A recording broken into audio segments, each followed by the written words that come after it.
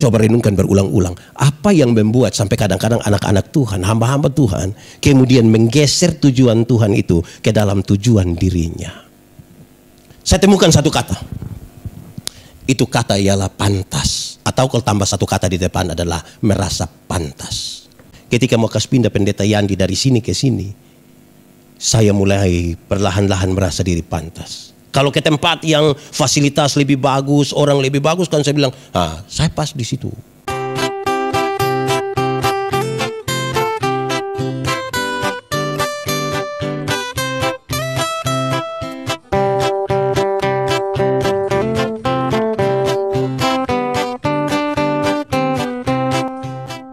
Baik saudara-saudara yang dikasihi dalam Tuhan Yesus, Shalom. Selamat malam buat kita semua. Saya senang dan bersuka cita sekali karena saya diberi kesempatan oleh Pak Pendeta. Hari ini saya boleh melayani di sini. Terima kasih banyak Pak Pendeta. Untuk kita semua yang hadir, Pak Pendeta sampaikan kepada saya tanya Pak Pendeta mau tema apa? Beliau bilang yang soal-soal pelayanan, komitmen dan pentingnya pelayanan. Karena itu saya pilih satu bagian Alkitab untuk kita hari ini. Saya pilih dari surat pertama Korintus pasal 1 ayat 26 sampai ayat yang ke-29. Surat pertama Korintus pasal 1 ayat 26 sampai ayat yang ke-29. Yang sudah dapat katakan amin. Oke, saya akan baca buat kita. Surat pertama Korintus pasal 1 ayat 26 sampai ayat yang ke-29, firman Tuhan berkata demikian. Ingat saja saudara-saudara, bagaimana keadaan kamu ketika kamu dipanggil. Menurut ukuran manusia tidak banyak orang yang bijak, tidak banyak orang yang berpengaruh, tidak banyak orang yang terpandang. Tetapi apa yang bodoh bagi dunia dipilih Allah untuk melakukan, untuk memalukan orang-orang yang berhikmat. Dan apa yang lemah bagi dunia dipilih Allah untuk memalukan apa yang kuat. Dan apa yang tidak terpandang dan yang hina bagi dunia dipilih Allah. Bahkan apa yang tidak berarti dipilih Allah untuk menyediakan apa yang berarti.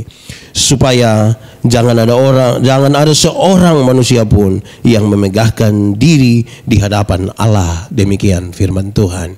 Berbahagia setiap orang yang mendengar firman, memelihara dan melakukan dalam hidup setiap hari. Shalom. Saudara-saudara, kalau dalam ibadah-ibadah seperti ini, saya lebih suka untuk membawa beberapa catatan kecil menyangkut dengan tema dan teks yang kita baca. Selanjutnya kepada saudara-saudara saya berikan kesempatan, ada yang mau bicara, itu baik sekali untuk bisa memberkati kita semua. Karena tema malam hari ini berkaitan dengan pentingnya pelayanan, pentingnya panggilan itu saudara-saudara. Maka saya mulai dengan mengatakan begini saudara-saudara. Ini pertanyaan ringan saja dan semua orang bicara soal pertanyaan ini di mana-mana. Dan jawabannya ada, tapi saya ingin mengingatkan kita kembali. Yaitu begini saudara. Saudara ini sementara melayani Tuhan atau melayani pekerjaan Tuhan? Itu serius itu pertanyaan. Saudara dengar berulang-ulang itu pertanyaan. Tapi saya ingin tanya hari ini kembali. Saudara melayani Tuhan atau hanya melayani pekerjaan Tuhan? Kenapa? Jawaban kita mempengaruhi perilaku kita dalam pelayanan. Kalau kita hanya sekedar melayani pekerjaan Tuhan, kita pun jadwal terlalu padat. Banyak sekali. Ada di semua tempat dan orang-orang bilang, woi itu hebat betul itu. Tidak salah juga. Pekerjaan banyak toh. Tapi saudara, tanpa sadar nanti kita mengabdi pada pekerjaan. Tapi kalau hari ini jawaban saudara adalah kita melayani Tuhan, wah itu berarti sebuah keputusan yang tidak gampang. Kan dia butuh komitmen, perbaharuan tiap-tiap waktu. Karena kita bukan sekedar melayani sesuatu yang dibuat oleh manusia, tapi ini Tuhan yang panggil saya dan saudara. Teks ini saudara-saudara, surat pertama Korintus, sebenarnya dimulai dari sebuah informasi yang mencemaskan. Kenapa? Paulus dapat informasi dari keluarga Chloe bahwa jemaat hampir pecah. Kenapa jemaat hampir pecah? Jemaat hampir pecah disebabkan karena jemaat mulai terkotak-kotak. Separuh bilang begini, pendeta yang baik itu, gembala yang baik itu, hamba Tuhan yang baik itu harus seperti Paulus. Paulus itu karena seorang penginjil. Jadi satu kali dia menginjil 2.000, 3.000 orang bertobat sekaligus. Itu dulu baru pendeta yang baik. Tapi separuh yang tidak. Pendeta yang hebat itu, yang bagus itu, yang luar biasa itu harus seperti Apolos. Karena Apolos itu seorang pengkhotbah yang luar biasa, seorang orator yang hebat. Dia berkhotbah 5-6 jam, mungkin orang tidak mengantuk juga. Orang bilang itu yang betul. Saudara lihat sekarang bahwa mulai ada perbedaan-perbedaan. Orang, kalau saya melayani dengan pendeta Yusuf di satu tempat, pasti saudara akan bilang, wah yang bagus tuh Pak Yandi, yang bagus tuh Pak Yusuf. Mulai ada kota-kota. Karena itu maka nasihat-nasihat ini menjadi penting. Nasihat-nasihat ini menjadi penting. Paulus bilang kamu ini seperti anak-anak kecil, kalau hidup hanya sekedar membanding-banding itu, saudara tidak terpanggil untuk melayani Tuhan. Entah sudah dipanggil untuk apa. Tapi sekarang dia mulai mengajarkan banyak hal. Dan untuk malam hari ini berkaitan dengan panggilan ini, Paulus mengingatkan kita, ingatlah ketika kamu dipanggil dulu. Kamu bukan siapa-siapa. Kamu bukan siapa-siapa. Saya ingat betul pendeta Yandi ini kalau bukan jadi pendeta, pasti dia ojek di Soe. Naik sedikit mungkin supir travel begitu. Terus Tuhan kasih kesempatan pelayanan sedikit, orang mulai kenal-kenal di mana-mana. Wih, kita rasa kepung bajingan. Padahal waktu dipanggil itu kita bukan siapa-siapa itu. Ingatlah sesuatu. Tapi ini hal-hal yang coba dibuka oleh Rasul Paulus tentang rentang waktu, tentang sesuatu yang saudara kerjakan, tentang sesuatu yang ada pada dirimu. Malam hari ini supaya ibadah kita kemudian membawa pulang sesuatu buat kita dan saudara-saudara, saya berharap saudara tergoda untuk mengatakan sesuatu dari apa yang saudara pikirkan, dari apa yang Tuhan taruh.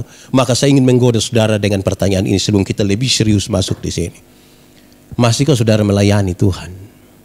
Masihkah saudara ada di jalur panggilan Tuhan itu yang sesungguhnya? Itu harus menjadi pertanyaan tiap-tiap hari bagi tiap-tiap orang yang sementara melayani Tuhan dan tahu bahwa dia sementara ada dalam panggilan itu. Masihkah kita ada di situ? Tidak. Pertanyaan keduanya adalah bagaimana kita ukur bahwa kita masih ada di situ? Atau justru kita sudah ada di jalur luar, jalur yang bukan jalur panggilan itu. Jalur di mana sebenarnya itu bukan yang Tuhan mau, itu yang kita mau. Bagaimana alat ukurnya saudara? Saya ingin kasih tahu kita satu dua hal di sini. Saudara renungkan baik-baik, sebentar kita bercerita bersama-sama. Hari ini kita ukur, kita diberi kesempatan oleh Tuhan lewat pemberitaan firman Tuhan ini untuk memberi jawab terhadap tema ini adalah yang pertama. Kalau Tuhan panggil seseorang, pasti Tuhan punya tujuan tertentu. Amin. Berarti ini orang yang dipanggil oleh Tuhan, dia dipanggil masuk ke dalam apa yang menjadi tujuan Tuhan, bukan tujuan dirinya. Tuhan panggil saya dan saudara untuk tujuan tertentu dari Tuhan. Berarti yang melayani Tuhan, yang merasa terpanggil itu, dia harus membawa ini pelayanan, ini semua dinamika pelayanan menuju kepada apa yang Tuhan mau. Karena itu yang Tuhan punya tujuan, bukan dirinya. Kenapa hal ini saya taruh pada bagian pertama? Saudara, ketika pertama kali kita dipakai oleh Tuhan, pertama kali kita dipanggil oleh Tuhan, kita begitu habis-habisan memberi diri kita begitu. Ada di Tuhan, pada jalur itu. Perjalanan waktu demi waktu, perkenalan kita dengan orang-orang, dengan segala macam, mungkin kemudian telah menggoda kita untuk menggeser itu tanpa sadar. Saudara-saudara, seberapa seriuskah hal itu? Saya coba renungkan berulang-ulang. Apa yang membuat sampai kadang-kadang anak-anak Tuhan, hamba-hamba Tuhan, kemudian menggeser tujuan Tuhan itu ke dalam tujuan dirinya? Saya temukan satu kata. Itu kata ialah pantas. Atau kalau tambah satu kata di depan adalah merasa pantas. Dalam gereja kami, kalau berjadi pendeta itu bikin surat pernyataan. Bersedia ditempatkan di mana saja. Itu kita waktu pergi itu idealisme masih tinggi, semangat masih tinggi, semua masih tinggi, itu melayani ngeri. Sampai satu periode itu sudah boleh mutasi. Waktu mutasi ini mulai menarik. Kenapa? Ketika mau kasih pindah pendeta Yandi dari sini ke sini, saya mulai perlahan-lahan merasa diri pantas. Kalau ke tempat yang fasilitas lebih bagus, orang lebih bagus, kan saya bilang, saya pas di situ. Tapi coba kalau kasih pindah Pimnelap itu, saudara tidak tahu itu tempat, toh? Itu tempat yang memang kalau musim hujan itu anjing sata tanam di sana. Sekarang pertanyaannya adalah, apakah engkau mau pergi ke sana? Apalagi kalau beberapa orang bilang begini, woi macam ke Pak Pendeta begini tidak bisa di situ. Pak Pendeta ini cocok di sini. Saudara lihat mulai merasa pantas itu. Ketika kita mulai merasa pantas, itu berarti apa yang menjadi tujuan Tuhan itu perlahan-lahan kita mulai geser. Mulai masuk pada tujuan-tujuan kita. Padahal kalau Tuhan panggil seseorang, itu berpusat pada tujuannya Tuhan, bukan tujuannya kita. Saudara diberi kesempatan merenungkan, pada pusat mana sekarang saudara? Berpusat pada dirimu sendiri atau berpusat pada tujuan Tuhan? Itu perenungan pertama. Renungkan baik-baik saudara, karena ini hal serius. Karena ini barang sulit dibedakan saudara. Mana orang yang berpusat pada tujuan Tuhan dan mana yang berpusat pada tujuan diri sendiri sulit dibedakan. Karena semua juga sebut nama Tuhan. Semua juga baca Alkitab, semua juga kutip Alkitab, semua juga ngomong tentang Alkitab. Khotbah juga ya itu saja juga. Betapa sulitnya untuk kita membedakan ini betul tujuan Tuhan atau tujuan dirinya sendiri. Tapi saya hanya mau ingatkan, ketika kita sadar secara personal bahwa ini ternyata mulai mengerucut pada tujuan kita dan bukan tujuan kita, saya bilang pada saudara-saudara tidak sementara ada pada komitmen pelayanan itu. Kita sementara bergeser. Itu satu. Kedua saudara-saudara, kita bukan saja dipanggil masuk ke dalam tujuan Tuhan. Tapi ukurannya adalah kalau kita dipanggil masuk kepada tujuan Tuhan, apakah Tuhan membiarkan kita begitu saja? Tidak. Setiap orang yang Tuhan panggil untuk masuk kepada tujuannya dilengkapi dengan karunia-karunia. Tuhan cipta kita ini kan tidak sama kayak satu ruangan kosong, hall, tidak ada isi apa-apa, tidak. Tuhan lengkapi kita dengan karunia-karunia. Secara singkat saya ingin menggambarkan bahwa dalam Alkitab dia coba membedakan karunia-karunia itu dalam dua bagian. Satu karunia-karunia motivasi dan satu karunia-karunia manifestasi. Yang motivasi itu ya berkhotbah, menyanyi, pastoral, begitu mengajar, itu yang motivasi. Yang kedua karunia-karunia manifestasi. Itu kayak yang kita sebut orang bisa buat tanda-tanda heran. Dia jamah orang sembuh, dia tendes begini, lampu menyala. Wah itu. Padahal dia tendes ini ya listrik punya, begitu begitu itu. Pertanyaannya adalah, saudara, karunia manakah yang lebih penting? Jawabannya dua. Yang pertama, baik karunia manifestasi atau karunia motivasi, tidak ada satu lebih hebat dari yang lain. Dua-dua sama. Tapi coba sekarang saudara ukur. Apakah dalam pelayanan kita ini memang kita sadar betul-betul bahwa anak-anak yang bermain alat musik ini, mereka yang pimpin pujian ini, betul-betul merasa bahwa bersama-sama dengan pengkhotbah itu kita sama? Saya merasa tidak. Saya berkhotbah di banyak tempat dan perilaku terhadap saya itu biasa berbeda dengan yang main musik. Kalau makan daging ayam begitu, pendeta yang khotbah itu dia harus 1 ekor. 1 ekor itu. Kalau yang apalagi dia hanya pikul ini barang dong ini, dia kuah ayam itu pun hanya dipukaki sah. Karena seolah-olah kalau yang berkhotbah itu dia lebih, itu gizi itu. Itu yang paling bajingan tuh di dia sudah tuh. Akhirnya saudara-saudara, bukankah itu kemudian berpusat pada diri sendiri terus? Jadi ini alat-alat ukur saudara. Saudara jangan kasih tahu saya bilang, wih pak kami pun pelayan terlalu ngeri. Mau kasih takut siapa deh itu pelayan ngeri. Karena yang paling akan buat kita ngeri kok tidak tuh masih di dalam jalur Tuhan kok tidak. Itu jawaban pertama. Tidak ada karunia satu lebih dari yang lain. Supaya kita menghargai karunia-karunia. Dia bicara tentang tubuh, dia bilang begini. Kepala gereja itu Kristus dan kita adalah tubuh gereja. Anggota-anggota itu yang satu menjadi penting bagi yang lain. Mata karena dia mata dia tidak lebih penting dari telinga. Kaki tidak lebih penting dari perut. Siapa yang malam-malam perut sakit mau pi buang air terus kaki bilang perut. Lu jangan marah. Lu pi sendiri. Kan tidak bisa. Pi sama-sama. Nah itu soal pertama. Tapi soal yang kedua saudara-saudara. Kalau kita belajar itu dari surat pertama Korintus pasal 13. Di akhir dari pasal 12 dia kasih tahu. Ketika orang sibuk bicara tentang karunia-karunia yang berbeda-beda itu. Paulus kemudian mengingatkan. Tapi Paulus ingat dia bilang. Ada karunia yang lebih utama lagi. Yaitu apa? Kasih. Penjelasan di dalam pertama Korintus pasal 13 itu menarik sekali saudara. Sekalipun saudara bisa bicara dalam bahasa roh dan bahasa malaikat sekalipun. Tapi kalau kasih tidak ada padamu. Engkau tidak ada arti. Sekalipun engkau memberi dirimu untuk dibakar. Sekalipun. Tapi kalau kasih tidak ada arti. Kasih menjadi catatan paling utama ketika kita membangun pelayanan, saudara. Kenapa? Karena banyak orang tidak melayani dengan kasih. Tidak banyak orang melayani dengan kasih. Saya pakai 2 contoh ringan. Contoh pertama, saudara-saudara, saya kalau pelayan di mana-mana tuh kadang-kadang bertingkah juga. Pokoknya sampai sana saya mau minum air yang disiapkan oleh orang di situ. Kita jaga suara ini harus minum yang kita bawa sendiri. Tidak soal itu, tidak ada yang kasih. Yang kedua, saudara-saudara, dalam pelayanan atau dalam kehidupan tiap-tiap hari jemaat itu kita lihat. Kadang-kadang orang memberi bukan karena kasih. Ada daging di kulkas, dia pikir tahu. Mama nanti nggak ada daging di rumah, terlalu banyak, setiap tahun nanti dia busuk lah.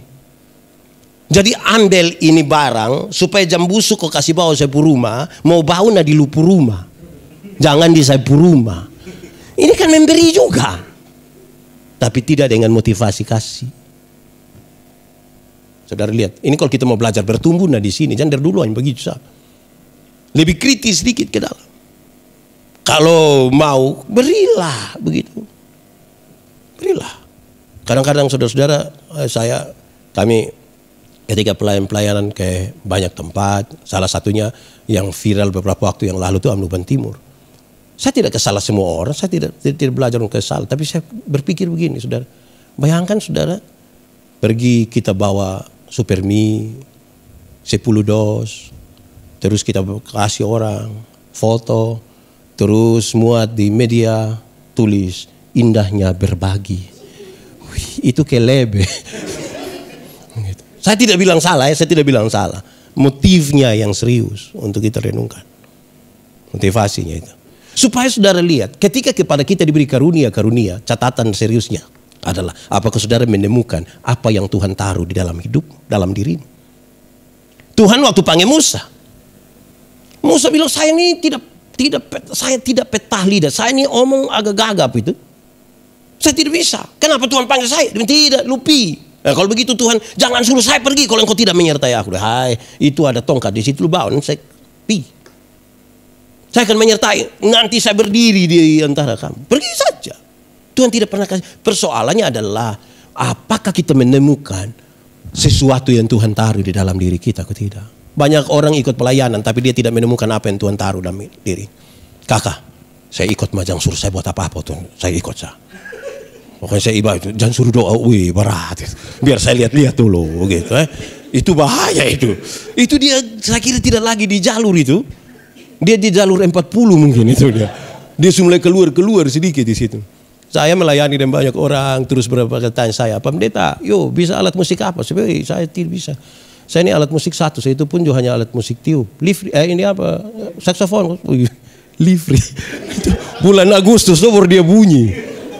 Tapi supaya apa? Supaya saya tidak merasa diri inti. Supaya saya menghargai yang ini, yang bermain. Karena betapa rumitnya. Suatu saat kami pelayanan di satu daerah di Amarasi Barat. Saya mau menunggu sampai dorong bongkar kembali ini. Kan panggung itu dorong bawa dari Kupang. Tidak besar. Saya lihat, biasa panggung kok besar-besar. Kenapa ini panggung kecil? Saya mungkin besar begini. Kami baru selesai bongkar tuh, bukan kami, dorang. Saya kan hanya menonton. Dom baru selesai bongkar tuh jam 3 pagi. Kami habis setengah 10 malam, dom baru selesai bongkar jam 3 pagi. Saya bayangkan waktu dorang bawa, waktu dorang pasang, waktu dorang melakukan semua di sini. Saya ini kan, dom taruh itu foto-foto saya. Bersama Pendeta Yandi, baru saya lagi tunjuk-tunjuk begini. Wih. Sudah lihat betapa, kalau dom tidak ada. Ya Tuhan kalau kasih kita, ada karunia. Ketiga, saudara-saudara, mari kita renungkan. Kita masih di panggilan itu kok tidak? Sebab apa? Orang-orang yang dipanggil dalam panggilan Tuhan, dia lebih akan fokus pada hal-hal yang punya makna. Yang berfokus pada hal-hal yang bermakna, pada tujuan Tuhan. Apa itu tujuan Tuhan, saudara? Supaya kita pahami, kita sepakat dengan ini. Tujuan Tuhan itu tidak tujuan untuk satu orang, kan tujuan untuk banyak orang. Kalau kita belajar dari kisah Alkitab, dia kasih tahu, waktu manusia jatuh dalam dosa, Tuhan tidak mau untuk membiarkan manusia susah. Dia harus menyelamatkan manusia. Dia berinisiatif. Dalam inisiatif itu, dia panggil satu orang. Satu orang dia bernama Abraham. Dari satu orang itu menjadi satu bangsa, namanya Israel.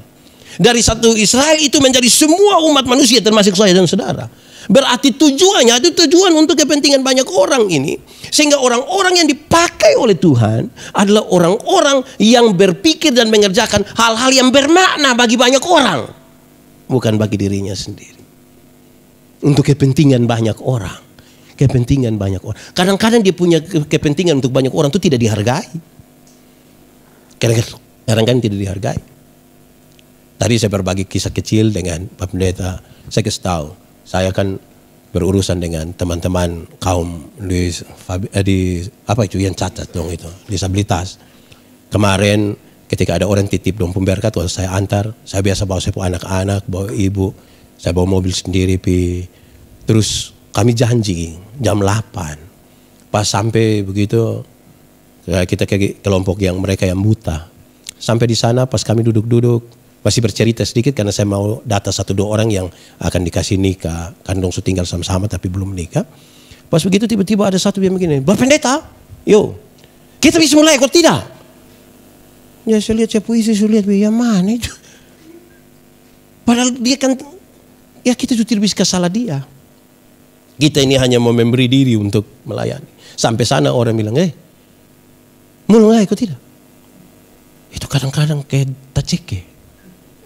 Nah sekarang kan kita dipanggil untuk kepentingan sesuatu yang bermakna.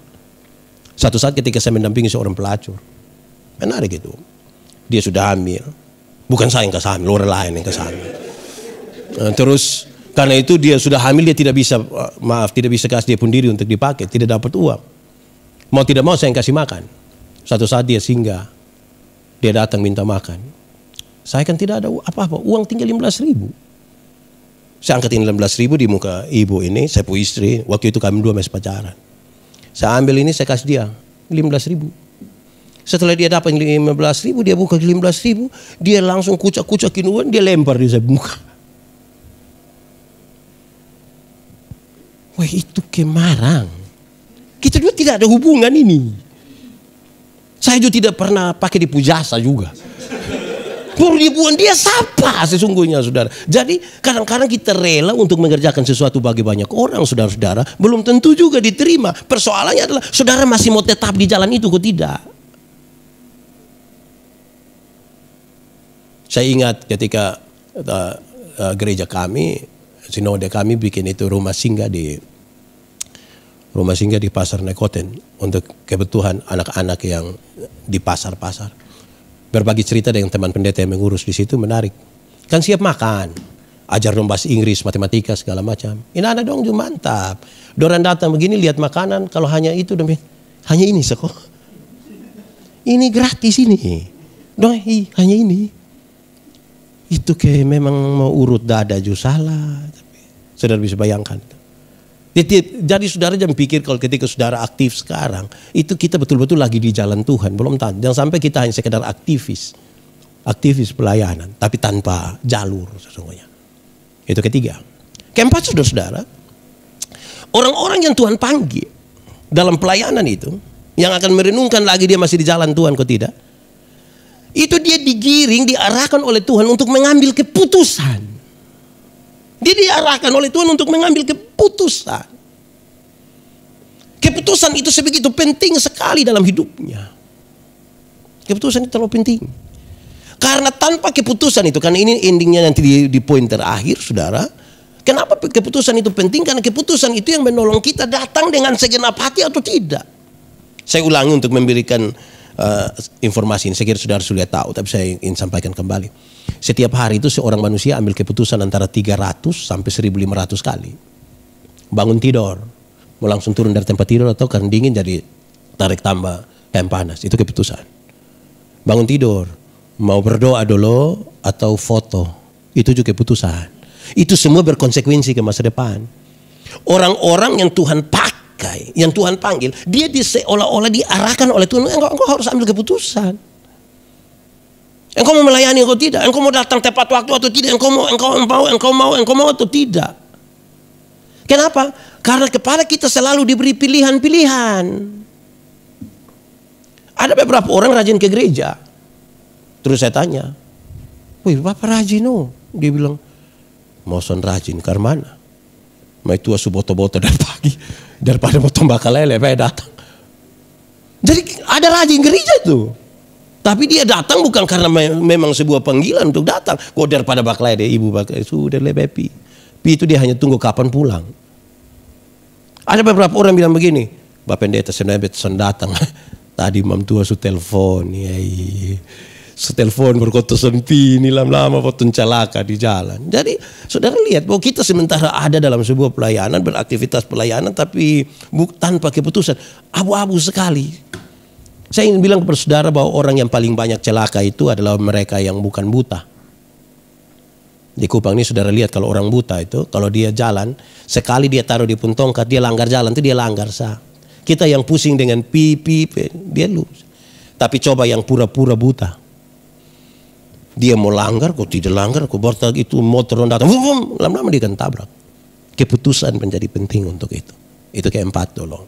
Kelima, kalau kita mau ukur kita masih ada di dalam ini panggilan Tuhan, kok tidak, masih jalur Tuhan, kok tidak, saya ingin sampaikan kepada saudara bahwa dia akan mengalami bahwa apa yang Tuhan kerjakan itu melalui banyak cara, bukan satu cara.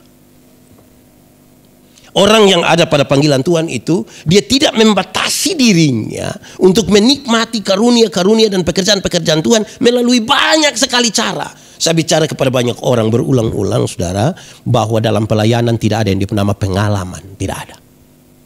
Selalu baru, selalu baru, selalu baru. Pada waktu kita mengandalkan pengalaman kita, kita sudah sementara tidak melayani Tuhan. Kita sementara melayani diri sendiri. Kalau kamu bikin acara undang Pak Pendeta Yandisa, dia biasa. Nah, itu kata biasa itu yang sudah bikin kita tidak lagi melayani Tuhan. Panggil saja beliau ini kalau main, baik. Itu kita sudah tidak lagi melayani Tuhan. Panggil saja Kakak Nona itu yang MC, dia suara terlalu mantap. Kita sudah bukan melayani Tuhan. Karena Tuhan itu selalu kasih yang baru, bukan yang lama. Supaya kita tiap-tiap waktu itu, oh betul Tuhan itu luar biasa. Sehingga ketika ada kesempatan hari ini, kita maksimalkan itu kesempatan. Karena besok pengalamannya baru. Besok baru. Kami bercerita dan beberapa orang tentang mujizat-mujizat yang kita alami dalam pelayanan.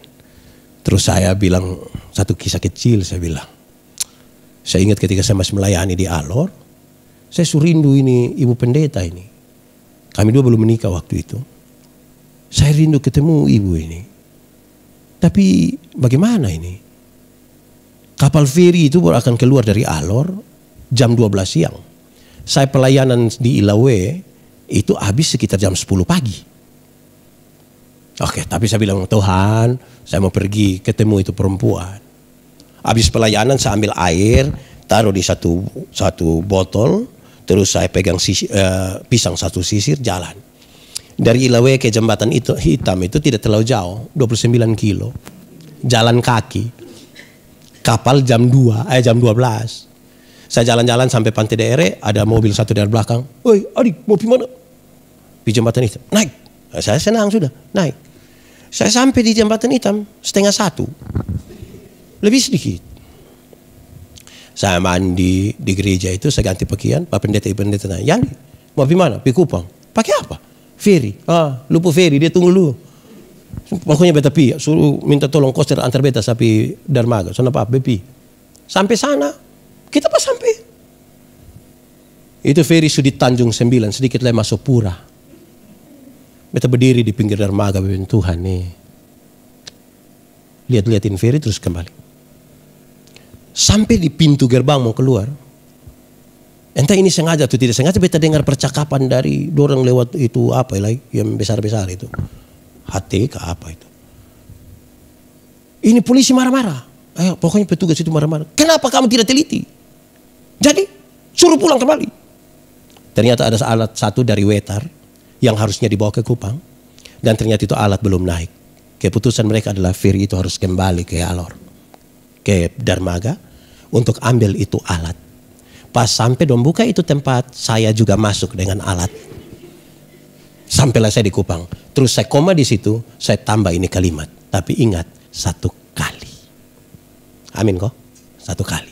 Jangan bilang, sudah tidak usah siap. Kok itu hari saya pi doa, ferry kembali. Jadi biar kita pi 4:30 juga nanti ferry kembali. Tidak begitu. Tuhan kasih 1 kali.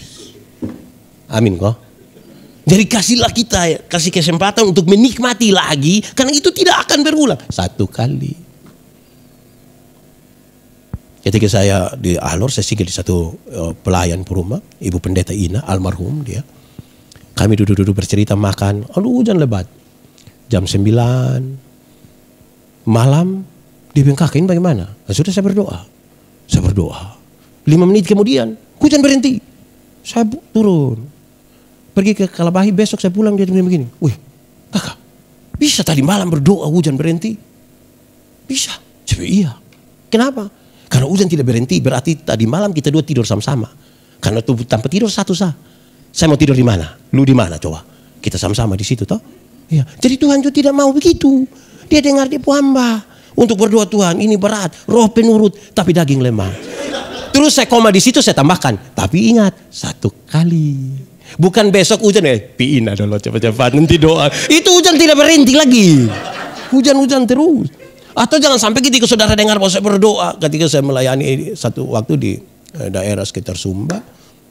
Itu pas ada sejumlah orang. Merapu masih ada di situ. Kami mau pergi ke pemakaman kepala desa Mereda Kalada. Hujan besar. Kepala desa di situ bilang saya, berdoa kok hujan berhenti kok kita jalan. Coba hati. Ngiri. Puji Tuhan lah, berdoa hujan berhenti kami bisa jalan. Terus saya merenungkan begini, saya bilang begini. Jadi apakah pendeta Yandi itu tidak perlu siap payung kok di rumah?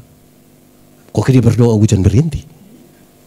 Jadi jangan kasih kecil Tuhan punya mujizat, pekerjaan yang besar itu dalam kita kerangka berpikir yang sempit sekali. Nah terakhir, saya omong yang terakhir sebentar saya kasih saudara kesempatan. Tidak apa-apa tuh Pak Pendeta kita bicara supaya lebih dalam sedikit kita memahami sesuatu. Yang terakhir saudara-saudara, ini tadi saya bilang ini endingnya di sini. Orang yang ada pada panggilan Tuhan itu supaya dia sadar bahwa kenapa pelayanan ini sangat penting. Saudara, itu dia akan sampai pada apa yang saya sebut dengan nama dia mengalami sebuah pertumbuhan spiritualitas. Dia punya ini spiritualitas dan iman itu bertumbuh. Itu jalurnya di situ. Kenapa saudara? Banyak orang melayani Tuhan bertahun-tahun tanpa spiritualitas yang bertumbuh. Tanpa spiritualitas yang bertumbuh. Apa itu bertumbuh? Saya menjelaskan di banyak sekali tempat saudara. Pertumbuhan itu begini. Anak umur 3 tahun tidak bisa pikul ini mimbar berat kira-kira 10 kilo. Tidak bisa. Karena dia umur 3 tahun. 17 tahun kemudian. Ini anak umur 20 tahun. Dia sudah bisa pikul mimbar yang 10 kilo atau tidak? Bisa. Yang berubah anak atau mimbar? Anak. Itu pertumbuhan. Bukan beban yang menjadi ringan. Tapi dia meminta bahu yang semakin kuat. Karena dia percaya kalau Tuhan izinkan ada beban dan persoalan, Tuhan tahu dia punya kekuatan sampai seberapa kuat. Itu pertumbuhan. Saudara berhenti menangis, merengek-rengek, meminta Tuhan kalau bisa ringankan ini beban. Itu anak-anak belum bertumbuh. Kita yang berubah, bukan orang lain yang berubah. Banyak hamba-hamba Tuhan seperti saya, terlalu sibuk suruh orang lain berubah, sampai lupa merubah diri sendiri. Padahal perjuangan paling besar itu sini. Saya bercerita dengan banyak orang, saya kasih tahu orang. Setan tuh takut sama tong, Jo. Kalau tong suatu kali berdoa itu setan bangun lari. Mungkin baru dengar kita pun suara setan langsung lari. Tapi itu setan yang dari luar. Jarang sekali ada hamba-hamba Tuhan datang bilang, Pak Pendeta tolong berdoa kau usir buang setan kepala batu di sepuluh. Itu tidak ada. Jadi kita sibuk dengan orang lain pun setan di luar, setan di dalam kita tuh kita kasih tinggal dia semakin besar, semakin besar. Kedewasaan tuh ada 3 saudara. Pertama, dewasa biologis. Dewasa biologis itu hari kita pun berat badan hanya 37, sekarang sudah 73. Itu dewasa biologis. Waktu itu pakai celana nomor 27 tidak ada masalah karena perut teratas atau sekarang ke perut ada 3, satu di sini, satu lagi. Itu dewasa biologis, siapapun bisa begitu. Makan tidur, cocok gumuk. Apalagi corona begini, ini kita di rumah makan terus begini. Wih itu lama-lama ini kancing dong jaga jarak dengan ini barang semua ini. Itu baru dewasa biologis. Kedua dewasa psikologis. Dewasa psikologi tidak tergantung umur dan berat badan. Umur 40 tahun mau tukang tersinggung. Sedikit-sedikit tersinggung. Sedikit-sedikit tersinggung. Sedikit-sedikit tersinggung. Tersinggung kok sedikit-sedikit. Orang baru lihat dia, lu lihat apa? Hai, ini badan saya yang besar. Sesungguhnya dia masih.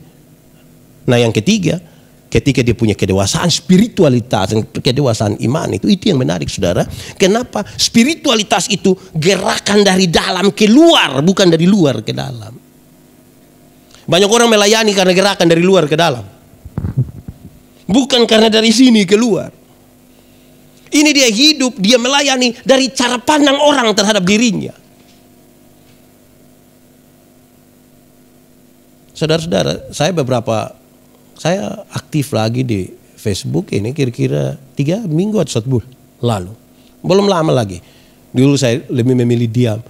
Terus saya bikin semacam penelitian kecil-kecil. Ini ringan-ringan, saya tidak berat. Penelitian itu sama ke geng-geng. Pokoknya ini saya mau coba-coba saya cek. Saudara, di 1-2 minggu terakhir ini saya suka tulis semoga bermanfaat. Ada informasi-informasi Alkitab yang apa tuh saya rindu untuk orang baca. Saudara, itu yang like berapa? Top 80. Top itu 80. Tapi coba kalau taruh foto, taruh bepu muka ini, itu supaya pakai edit itu 400 itu sedikit. Lebih itu. Jadi rupa-rupanya saudara-saudara, banyak orang akan lebih suka untuk kasih tunjuk dia muka daripada hal-hal yang penting untuk orang lain baca dan mengerti. Sehingga kalau ada yang dia mencoba gabung dua-dua, dia foto baru ayat Alkitab di belakang, di bawah. Ya kita juga pusingin, kira-kira kita like yang ayat Alkitab kok like dia, kita juga pusing lah di situ. Tapi itu kemudian menolong saya saudara untuk sadar bahwa masih banyak kita punya spirit yang bermasalah. Semua yang kita kerjakan itu butuh pengakuan dari luar, itu spiritnya bermasalah. Orang yang ada pada jalur panggilan Tuhan itu spiritualitas itu bergerak dari sini ke sana. Saya bikin status saudara mau like kok tidak penting. Saudara setuju kok tidak penting, karena saya mempertanggungjawabkan itu kepada Tuhan Allah. Saya tidak akan sibuk dengan butuh pembelaan dari siapapun. Karena saya dapat baca ini, saya dapat tahu ini, lebih baik saya bagi kok. Yang itu yang like dong juga itu sah. Tidak apa-apa, saya juga terhibur. Tapi minimal saudara, ini serius. Spiritualitas yang bertumbuh itu membuat kita yang berubah. Kalau saudara berdoa dalam spiritualitas yang dewasa, saudara akan berdoa begitu rupa sampai menemukan apa yang Tuhan mau, bukan apa yang saudara mau. Ketika saudara doa, saudara puasa, doa dan puasa itu merubah dirimu dan bukan merubah Tuhan Allah. Masih banyak orang ini kan bergumul, Tuhan nih. Saya berdoa sampai berhenti toh. Karena kita lagi berusaha untuk menemukan apa yang kita mau, bukan apa yang Tuhan mau. Padahal doa yang sesungguhnya dalam kedewasaan itu adalah membiarkan seluruh pikiran kita, membiarkan seluruh perasaan kita Tuhan kuasai. Membiarkan pikiran dan perasaan itu Tuhan kuasai. Saudara lihat sekarang, kalau orang membiarkan seluruh pikiran perasaannya Tuhan kuasai, hidupnya berkenan kepada Tuhan kok tidak? Tapi kalau orang tiap hari punya jam doa yang ngeri, dari pagi sampai malam dia hanya berdoa sah, tapi tidak membiarkan seluruh pikiran perasaannya Tuhan kuasai, hidupnya berkenan kepada Tuhan kok tidak? Saudara lihat, kedewasaan spiritualitas merubah kita. Kadang-kadang perubahan itu begitu perubahan itu begitu pelan, sampai kita sendiri tidak rasa. Orang lain yang bilang begini, wih kakak sudah berubah. Kita bilang, betul. Karena itu saya kasih tanda hati-hati. Jangan terlalu percaya kalau ada yang tak kuju datang dan bilang, kakak, setahu kosong belum, besok bertobat. Besok bisa gila ulang. Saudara. Tidak semua orang pun pengalaman rohani itu seperti Paulus. Yang Tuhan pegang, tidak. Dia ikuti ini perjalanan tidak. Ini memang persoalannya ada pada saya. Saya berkhotbah tentang pakailah seluruh perlengkapan senjata Allah. Ketika bicara tentang perisai, saya menjelaskan sedikit tentang perisai, terus saya bilang begini, supaya semua tuduhan yang datang kepadamu menjadi palsu. Terus saya tanya orang-orang yang mendengar itu khotbah, saya bilang begini, pernah rasa orang omong kita? Iya. Enak atau tidak enak? Tidak enak. Mau cek ke dia toh? Iya. Lalu karena saudara tahu bahwa yang dia omong itu tidak benar, lantas saudara berusaha untuk klarifikasi itu di Facebook, bikin status. Kalau tidak tahu tentang saya, jangan omong kita tahu. Karena setan paling suka orang yang tidak tahu apa-apa tapi bikin kita tahu. Terus saudara puas dengan itu? Itu bermasalah, saudara. Ada hal yang tidak perlu saudara jelaskan. Ada hal yang tidak perlu saudara jelaskan. Apalagi di media sosial. Karena kadang-kadang penuh dengan penipuan. Orang bisa tulis hahaha, padahal tidak tertawa. Kita juga pusing dan dia hahaha. Nah saudara lihat, ini dia alat ukur 6. Saudara malam pulang dari sini, saudara renungkan, saya masih ada di ini jalur kok tidak? 1, tujuan Tuhan, bukan kita pun tujuan. Kadang-kadang kita bikin karena kita merasa pantas, kita kira kita pun tujuan itu tujuan Tuhan. Yang kedua, Tuhan tidak pernah kasih kita kosong. Ada karunia-karunia. Ada pakai kok tidak itu karunia yang Tuhan kasih. Di gereja kami itu banyak yang tahu menyanyi. Don tidak menyanyi kalau pas waktu itu. Bukan semua ya, ada satu. Don tunggu kok pas yang orang banyak-banyak itu. 24 Desember, 31 Desember.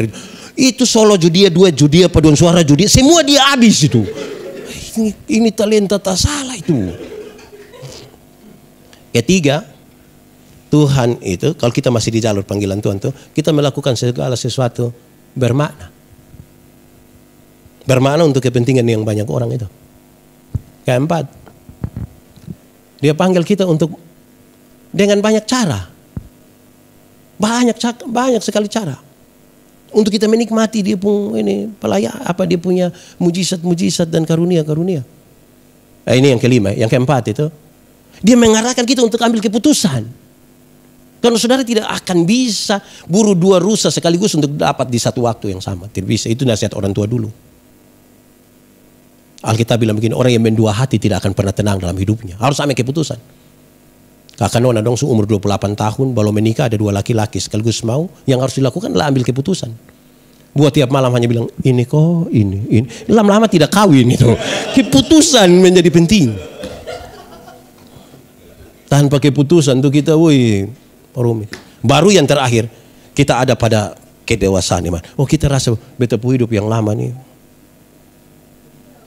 Salah ini, beta begini, begitu Itu ukurannya begitu. Jadi ya, tapi ukur kita, saya jangan ukur orang lain. Nanti orang lain itu dan dia pun. Kadang-kadang beta berkhotbah habis orang mimpi pendeta khotbah tadi pas. Coba biar pas dia siapa? Pas dan dia. Soalnya pas yang kakak kok. Soalnya itu khotbah sampai beta di sini sedikit video nih. Itu memang sudah lalu itu. Nah, saudara-saudara memang urusan dan diri ini urusan yang serius. Oh, baru kita bisa tahu. Karena yang bisa tahu itu besok malam itu Sapu Istri akan pimpin satu ibadah dengan tema yang menarik. Hanya Tuhan yang menilai hati. Orang kan melihat dari apa yang kelihatan toh, tapi Tuhan menyelidiki hati. Dia tahu siapa kita. Satu saat saya berkhotbah dalam pas mau khotbah itu mau masuk dalam itu ibadah, dong ada batas sibuk dengan bawa omong soal boleh ke tidak yang ibu-ibu yang nona-nona pakai pakaian yang mini-mini masuk gereja. Separuh bilang boleh. Dong pun jawaban bilang, karena Tuhan melihat hati. Saya diam-diam saja. Pas berkhotbah baru bilang, besok masuk gereja tidak boleh pakai pakaian mini. Kenapa? Memang Tuhan melihat hati. Tapi kami pendeta ini bukan melihat hati. Kami melihat pakaian. Tuhan melihat hati bukan lihat pakaian. Tapi saya pendeta ini lihat pakaian bukan lihat hati. Lu kira lu sendiri dan Tuhan. Kalau kamu pakai pakaian mini-mini saya di sini saya pikiran. Lihat juga salah, tidak lihat juga salah juga. Jadi akhirnya kita butuh sesuatu yang serius begitu untuk menilai dan penilaian bagi diri kita. Beta kepingin koma sedikit di sini. Beta rindu saudara-saudara berbagi sedikit. Memang Pak Pendeta ada bilang, Pak Pendeta pun pengalaman kecil tuh bercerita sedikit. Oh, beta kasih kesempatan saudara-saudara bicara dulu, nanti habis itu beta berbicara. Saudara-saudara, panggilan Tuhan tuh saudara-saudara, memang dia bilang kuk yang kupasang tuh enak. Enak apa? Berat. Karena pada saat yang sama kepada kita diberikan kesempatan untuk berjuang melawan diri sendiri. Silakan mau ada yang bicara duluan, silakan saya kasih kesempatan.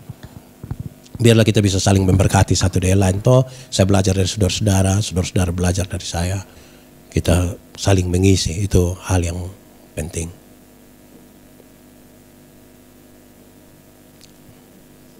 Silakan, ada yang mau bicara sedikit.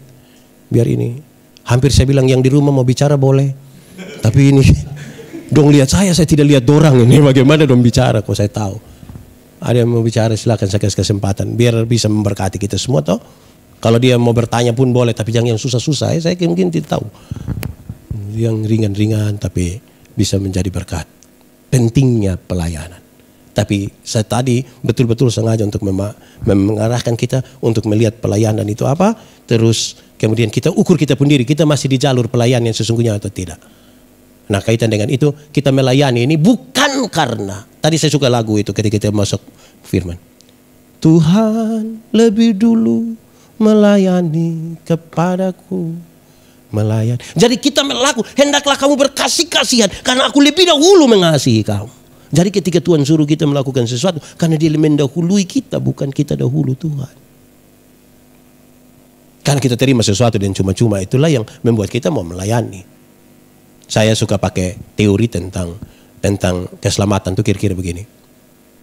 Teori tentang keselamatan itu kira-kira begini. Saya suka tanya orang yang begini. Lo ini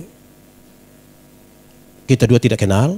Lu ada ayam satu di rumah, beta pilu rumah kira-kira lu kasih itu ayam kosong. Oke, baik. Lu mau oto? Iya, baik. Satu malam jam 12 malam beta telepon, kakak, bis ketemu beta kok. Di depan rumah jabatan gubernur. Kira-kira kalau dia mau dapat oto dia datang kosong. Dia datang. Setelah beta kasih itu oto, ada perubahan perilaku dari dia ke beta kosong. Beta telepon dia datang kosong. Kenapa? Karena dia lebih dahulu menerima sesuatu. Sehingga kita melihat pelayan-pelayan kita itu sebagai sebuah ungkapan syukur kita kepada Tuhan. Sebab kita semua ini berdosa. Kalau kita semua berdosa, kalau kita sepakat bahwa semua manusia sudah berdosa, siapakah manusia yang bisa pergi paksa Tuhan untuk datang selamatkan kita? Bisa kok tidak?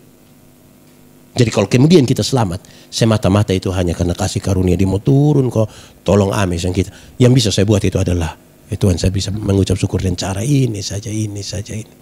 Tidak bisa dibandingkan dengan pengorbanan Tuhan yang luar biasa.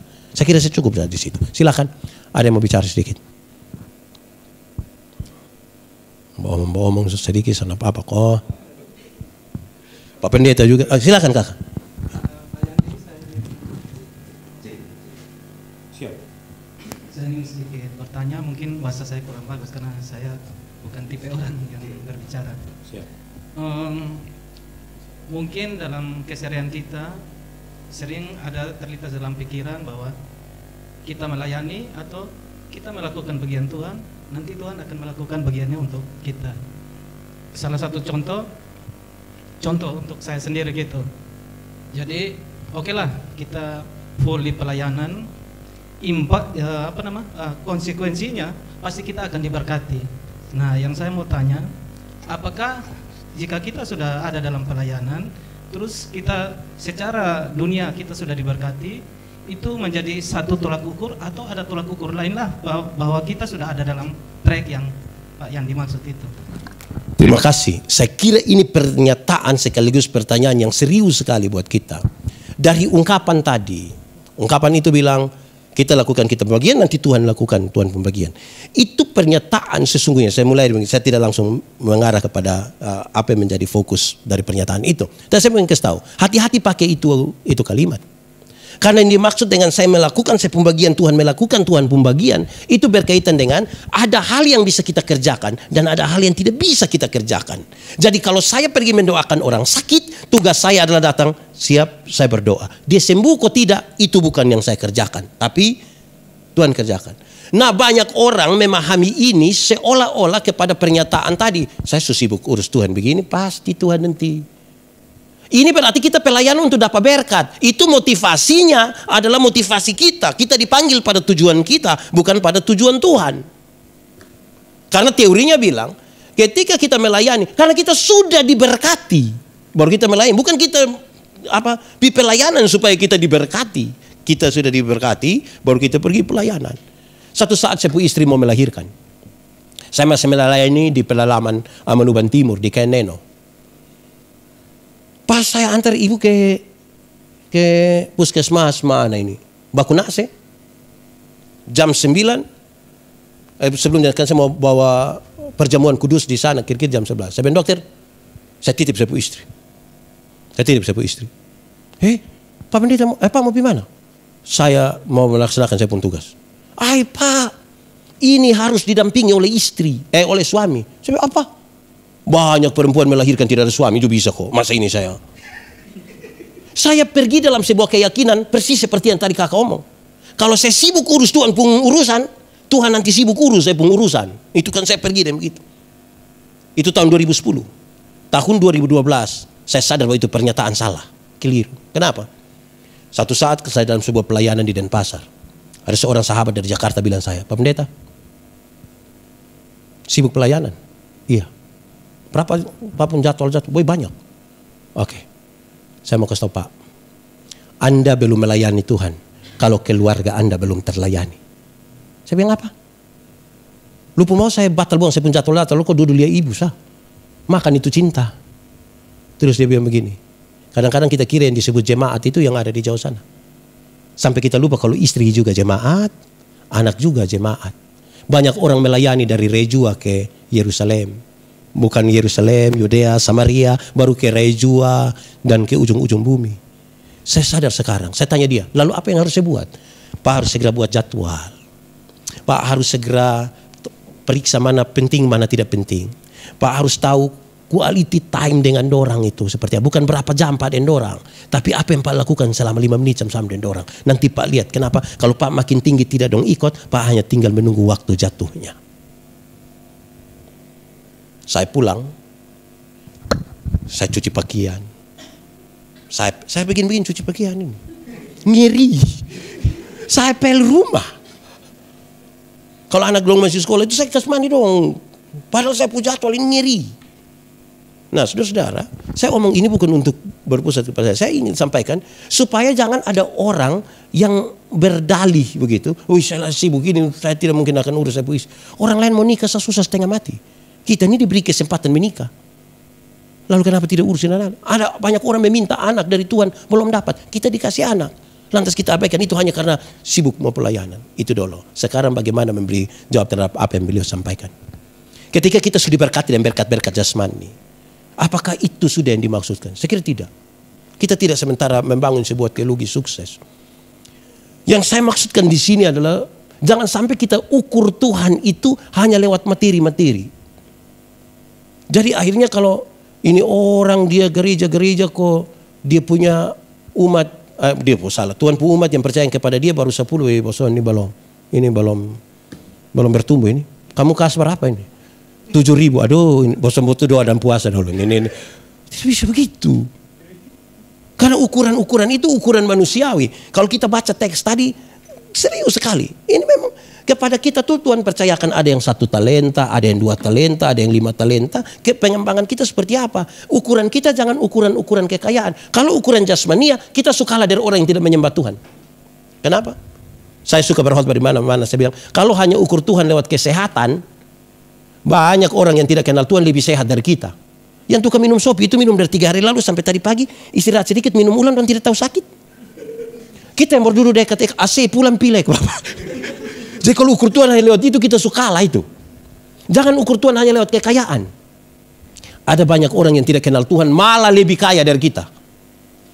Lebih kaya dari kita. Itu koruptor, orang itu kaya-kaya semua itu. Dom rumah 2, 3, 4, 5. Sampai kadang-kadang tidak suka tinggal dom rumah, dom tinggal di penjara sana. Tapi dong kaya-kaya. Kita yang mengaku kenal Tuhan ini sedikit-sedikit garam habis. Sedikit-sedikit pulsa habis. Mau beli sepatu, saya pakai tanya itu mas. Bisa bayar 6 kali. Jadi ukurannya tidak pada ukuran-ukuran material.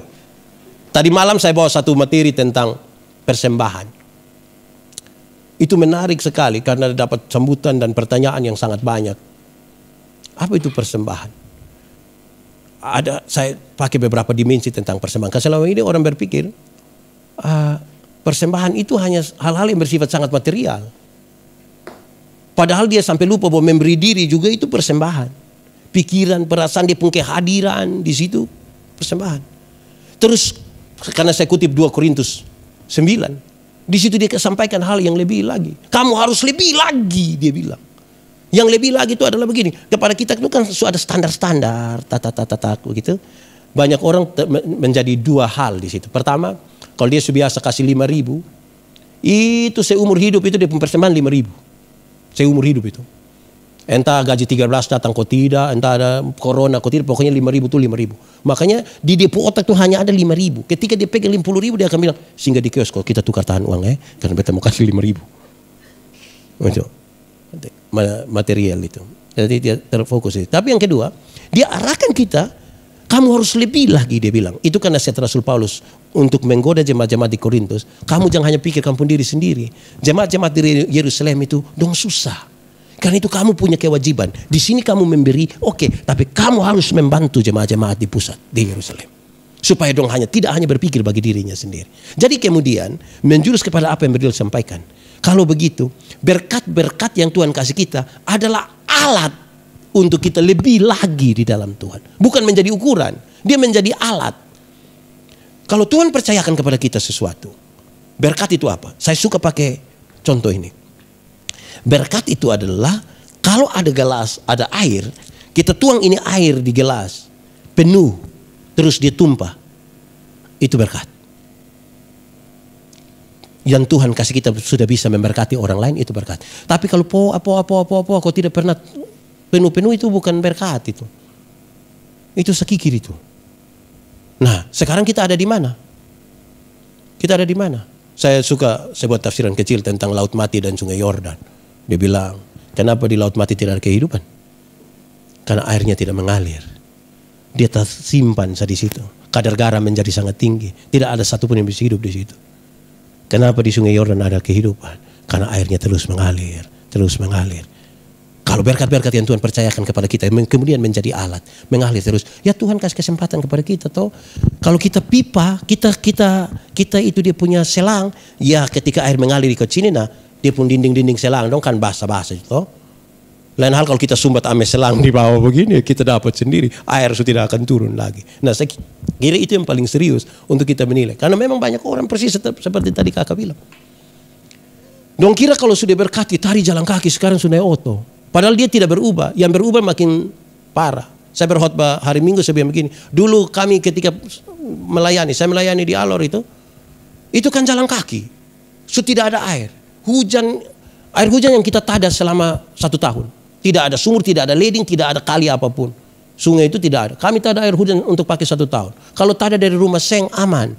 Tapi kalau kita tada dari rumah rumput itu kita tidak butuh daun teh lagi. Langsung kuning. Terus saya harus jalan kaki. Ketika dulu masih jalan kaki, saya singgah semua jemaat rumah. Dong kenal baik-baik ini. Saya singgah, mama, bikin minum dulu, saya minum dulu. Itu waktu jalan kaki. Tuhan kasih kesempatan ada motor, data ame motor di Kupang bawa pi Alor. Itu sudah tidak singgah jemaat lain. Lewat hanya bilang pip, pip, pip, lewat. Dia sudah lihat ada perubahan di situ. Kalau ukuran materialnya yang kita pakai. Dulu masih jalan kaki, singgah-singgah. Sudah ada kendaraan, hanya bel. Tuhan bilang kalau begitu lu cukup di motor saya, lu jalan lebih, lu ini dada kurang kuat untuk jadi lebih. Nah saudara lihat itu. Nah karena saya suka pakai contoh. Ketika Tuhan beri 1/10, masih kecil itu kita aman. Tapi makin besar kita makin khawatir. Kalau 10.000 perpuluhan hanya 1.000 tuh Tuhan kasih naik 100.000, perpuluhan berapa? 10.000. Kasih kacang-kacang 10.000. Tuhan kasih naik 1 juta, perpuluhan berapa? 100. Masih kasih koin 1 lembar. Bila perlu pegang di ujung berdua. Ketika Tuhan kasih naik 10 juta, perpuluhan berapa? Berani kasih kok tidak? Mulai ragu-ragu.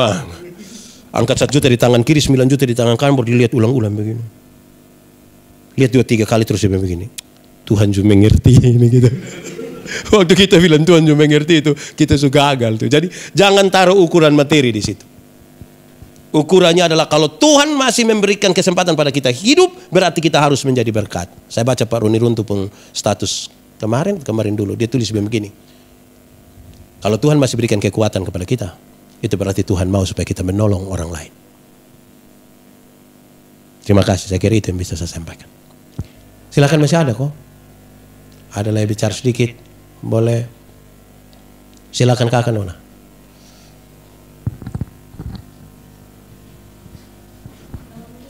Dari yang tentang pemberian, kalau kita lihat, saya sempat baca di Lukas 6 kalau tidak salah ayat 35-36 itu kan Tuhan Yesus sendiri bilang kalau kita mengasihi musuh atau memberi tanpa apa ya istilahnya, mengungkit lagi, itu ada upah besar yang disediakan Tuhan. Terus di ayat 36 bilang bermurah hatilah seperti halnya Bapa bermurah hati.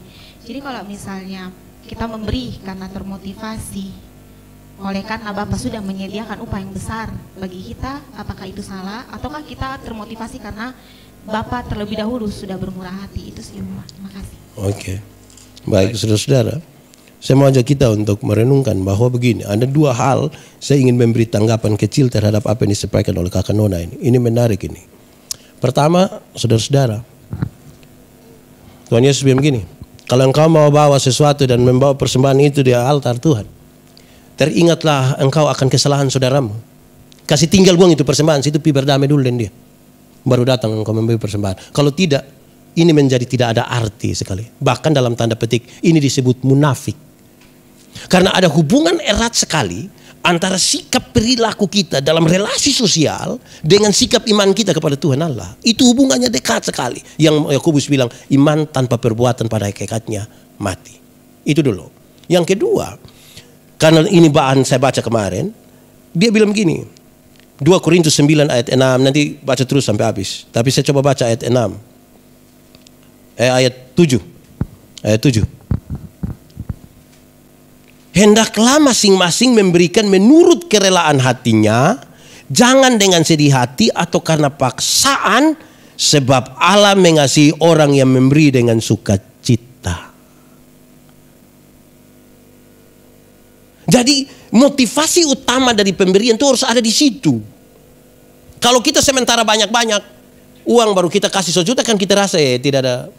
Tapi kalau kita seperti itu, janda miskin yang tidak punya apa-apa, ini harus dengan rela, tanpa kerelaan hati, semua menjadi bermasalah sekali.